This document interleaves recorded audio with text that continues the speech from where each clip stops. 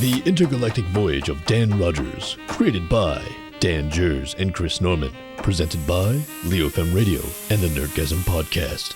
Episode 2, I Smell a Rat. All right, just need to tighten that and loosen this. Paint that red. Unplug that. Tie the cord into a bunny rabbit knot. Wait, no, that's a Windsor knot. Now it's a hangman's knot. I really need to get better at knots. Anyway, doesn't matter. Just need a slight recalibration of the Nebulon star driver and a soft reset to the Hadron Collider, and this'll be all good to go. All right. Almost there. And done! Whew, that's finally finished. Time to initiate victory music.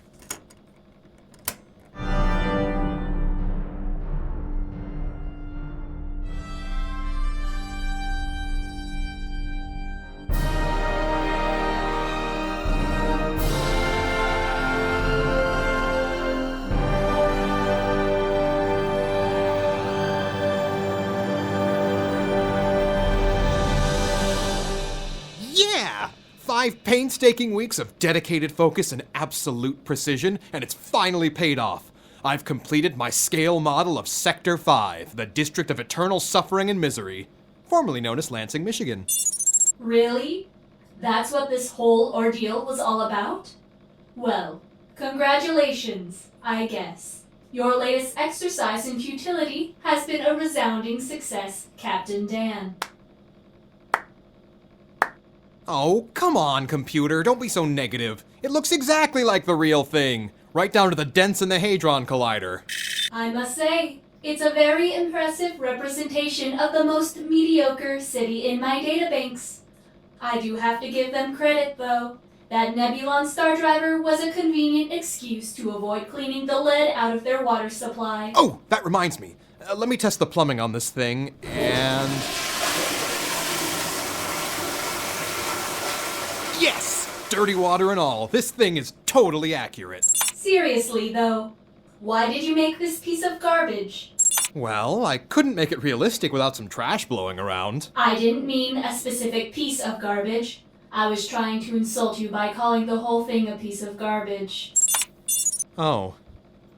Well, you know, it's not perfect, but it's the place I grew up in, and its imperfections are exactly the reason I made this. The point is that even the mediocre things deserve recognition. If a guy as dull and useless as myself could survive the destruction of Earth, then there's gotta be something special hidden beneath the surface of mediocrity. That was surprisingly profound. All right, Captain Dan, you've made your point. Now, what comes next? I don't know, the novelty of this thing has already worn off on me, so now I'm bored again. I've gone through pretty much every possible time waster there is on this ship, and there's nothing left to do that I wouldn't need a buddy for. Going through all the ship's entertainment by myself just makes me feel like... oh, I don't know, like, yeah, like that! Captain Dan? I don't mean to be a cause for alarm, but I think that sound should be a cause for alarm. I agree completely, computer. It perfectly captured how immensely bored I am, and really highlights the need for some distractions aboard this gigantic luxury prison of a spaceship. That's not what I was referring to, Captain Dan. Oh, so you're just as bored as I am? No. That sound didn't come from me. Oh, don't play dumb with me, computer. You can't get inside my head that easily. That's totally coming from you. I assure you, Captain Dan, whatever that sound was, it came from somewhere else entirely. Well, it didn't come from me, which means it had to have come from you, unless... Computer? I think I just figured out a way to kill some time.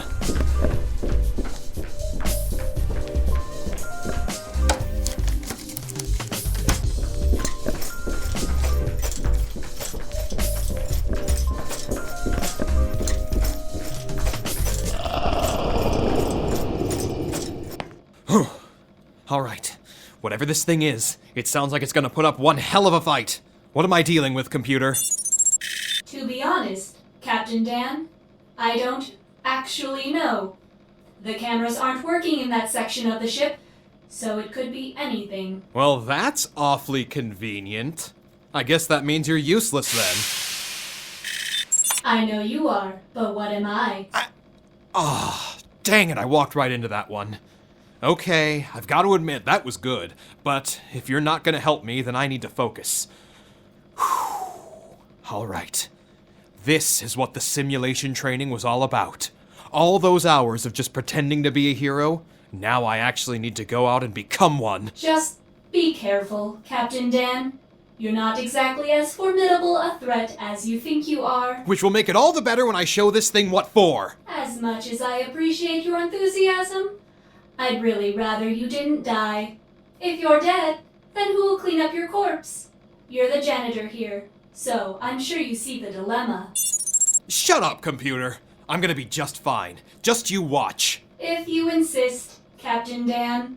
Nothing you ever do goes wrong, so why should this time be any different? Oh, thanks for the vote of confidence, computer. That was sarcasm. And this is war! Huh? What happened? Where's the monster? I finally have something cool to shout, and then nothing's actually here? Well, now I've lost my momentum, and there goes my shot at being awesome. So, what was making the noise? There must have been something. Oh, look, a rat. Oh! Look, computer! It's a cute little rat! This little guy must have been making the noise the whole time! There is nothing cute about that rat. And I think I heard the noise just as well as you did. So do you think it came from that vermin? What makes you think it was responsible for the ominous shadows and the growls that led you here? You know those times when you're trying to sleep, but you just can't, and you start tossing and turning, and then you look over at a coat rack and think it's a scary monster, but then turns out it's just the shadows being weird? Of course I don't. I'm a computer, you moron. Fair point.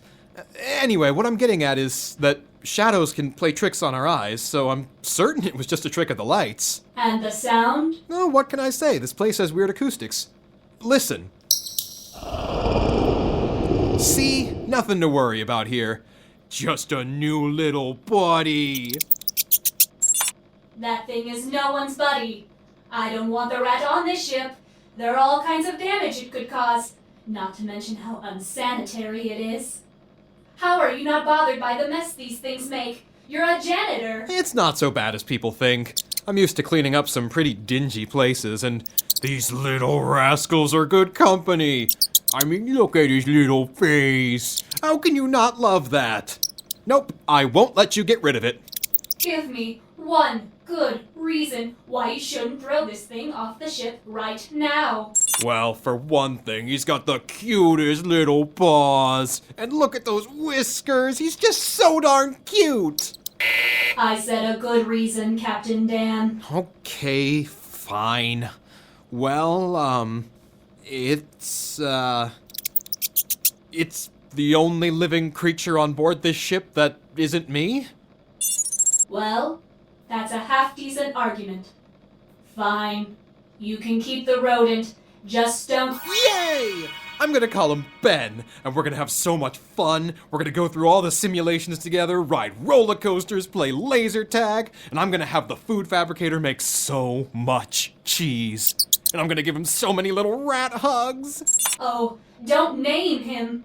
That's how you'll get attached.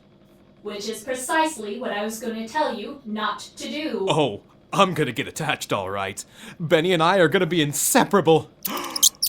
We should get matching tattoos. Oh, what's the point? You're just going to ignore me anyway. Have fun with the little rodent. You'll get tired of him eventually. No, I won't. Ben and I are gonna have so much fun, aren't we, Ben? Oh, that's right, little guy. This is gonna be the best day ever.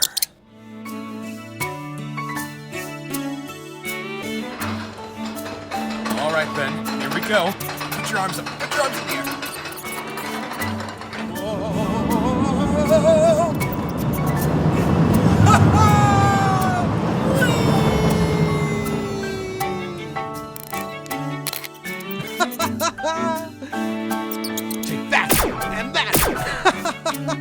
Oh, nice shooting, Benny. You show those dirty communazis what for. Shh.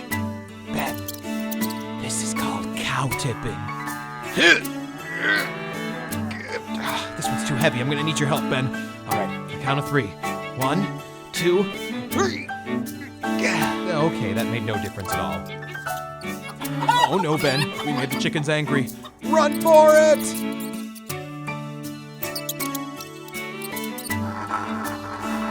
Look, Ben. It's you in a heart. And it says no rat grets. Now I'll do one for you. Oh, okay. Maybe another time. Take it away, Benny. Bring in the finale. That was beautiful. Oh, Benny, you're the best friend I've ever had. You're just so adorable, and I love you so much I could just hug you and squeeze you forever and never let you go. Ow! Hey, you bit me. No, wait. It's okay. I forgive you, Ben. Oh, come back here, little rascal. I just want to... No. No. Ben, get away from the model. No. Don't go to Michigan, Benny. No, don't! Well, there goes all that hard work. I'm sorry about this unfortunate accident, Captain Dan. It's a shame that neither one of us saw this coming, and that there was no possible way to prevent it from happening. Oh, shut up, computer. It's not that big a deal. I can always just rebuild it. If anything, it gives me another thing to pass the time with. Just be sure to keep it out of reach of your new best friend, lest he knock it over again. Of course, that wouldn't be a problem if he was no longer around. We're not getting rid of Ben!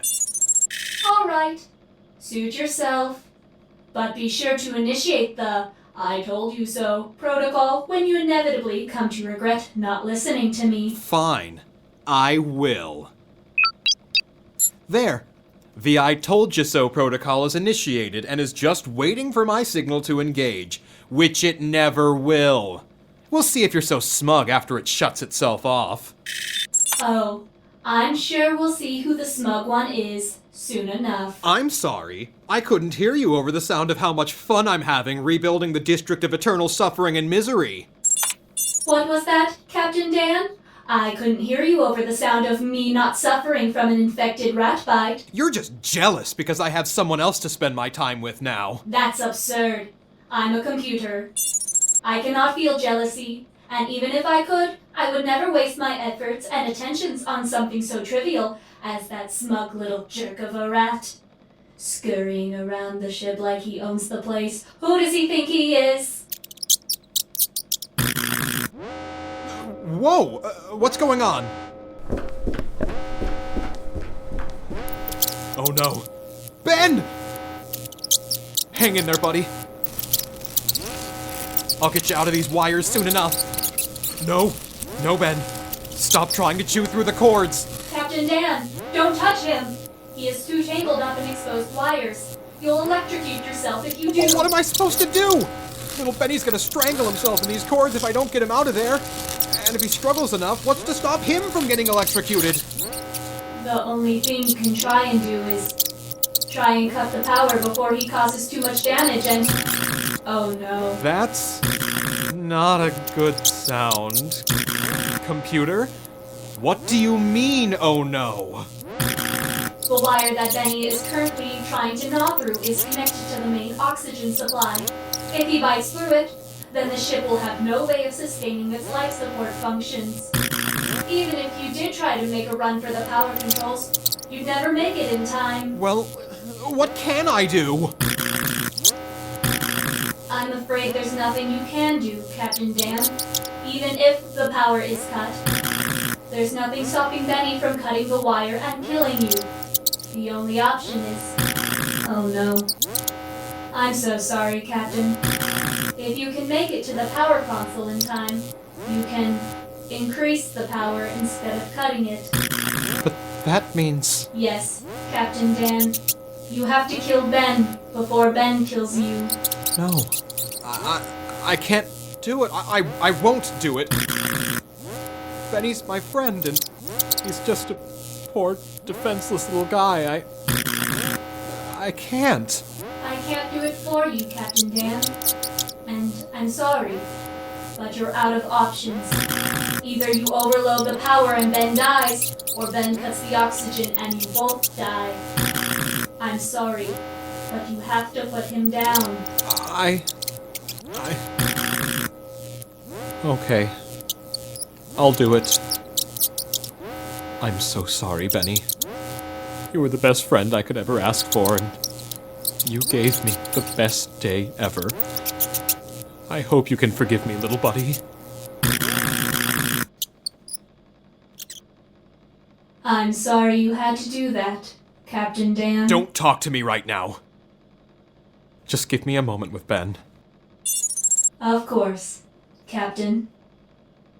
Hey, buddy. It's gonna be okay. We're gonna just take a little trip to the district of... No. To Lansing, Michigan. Just you and me, buddy. Okay? Here's a nice little plot of land that you can call your own. Right at the top of the hill overlooking the entire National Cemetery. It's all yours. Rest in peace, little buddy. I'm gonna build you a nice little memorial statue here. Because a headstone's not good enough for you. All right, computer. Is everything fine? It appears that way, Captain Dan. Oxygen levels seem stable, and none of the ship's functions have been interrupted. Good. Well, I hope you're happy. It appears you were right, computer. Passcode accepted. Initiating the I told you so protocol.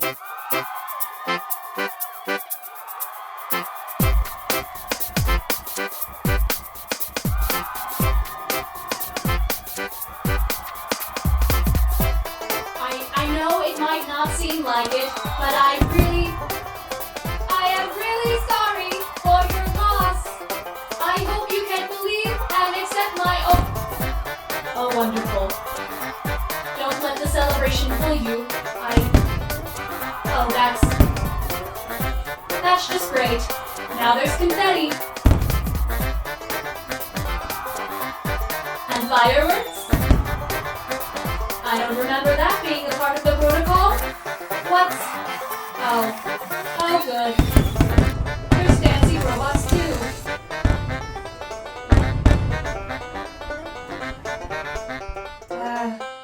Forget it. I'll just apologize later. In this episode of the intergalactic voyage of Dan Rogers, the voice of Dan Rogers was Dan Jerz. The voice of computer was Jordan Nelson. The narration was done by myself, Chris Norman. This episode was written and directed by Dan Jerz with sound design and editing by Chris Norman. Original music by Bailey Figurate. The Intergalactic Voyage of Dan Rogers was produced at the University of Laverne Communications Department by students in association with LeoFM Radio and the Nerdgasm Podcast.